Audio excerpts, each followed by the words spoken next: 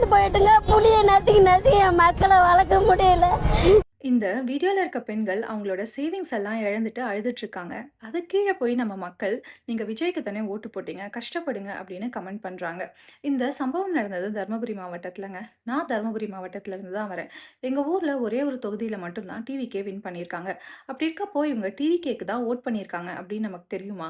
அப்படியே அவங்க டிவிகேக்கு ஓட் பண்ணியிருந்தா கூட அவங்க அழுகுறப்போ அத சொல்லி காட்டுறது ஒரு வகையான விக்டிம் பிளேமிங் தானே.